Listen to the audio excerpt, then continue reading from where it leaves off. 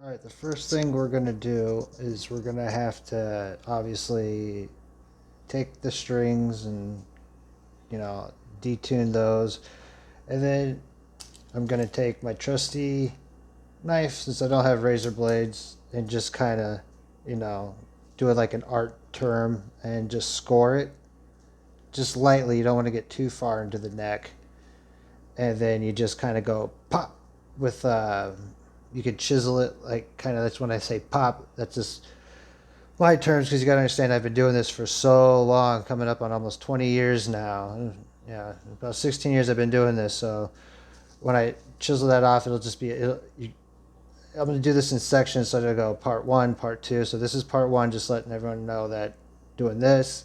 And then after you pop this off, you kind of clean off the surface with just some sandpaper. I have, personally, I'm going to just use super fine 2000 grit, just so I don't take off too much on the inside over here. And then this bad boy just pretty much pops right in there. It's already self-lubricated. I've done this on like 6, 7 different guitars, on 7 strings in general.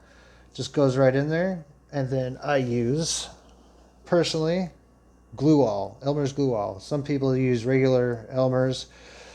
You don't have to use wood glue. I personally do not recommend wood glue, because if you have to take anything off, you could potentially rip parts of the neck and or fretboard off.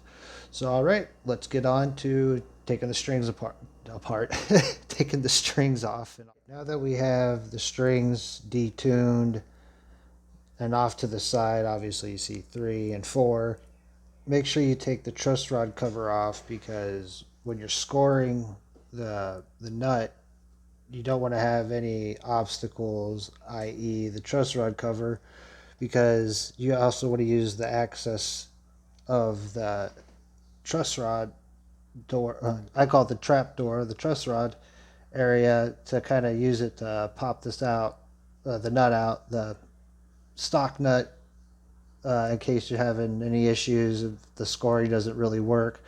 I've always used that just in case causes. Some Jacksons are usually what I found out to be some of the easier nuts to remove, because they're not in there as beat up, and not beat up, they're not hammered in there or stuff like that. This guitar in particular is a 2002 model, so we're looking at 21 years of it being in there, string use and all that. So I mean, it's going to be in there. So I'm going to start scoring, and this part 2 will be in shortly. Be moving on to part 3, where it'll be having this nut already installed, and then have it already tuned up. So if you're not anyone's really curious about why everyone goes for the black tusk and all that, there is pretty much self-explanatory right here.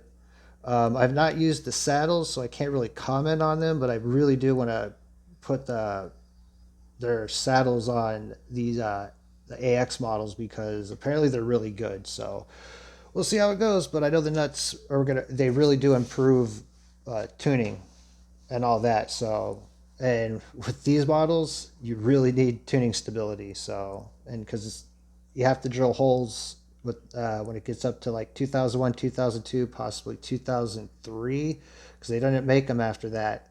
So, and I don't really want to drill any more than I have to in these. So the nut's really good way to upgrade. You don't have to do anything like that. And then just real quick, these are the saddles for uh, the later models. I mean, they're not bad. They work fine. I've had no issues with them.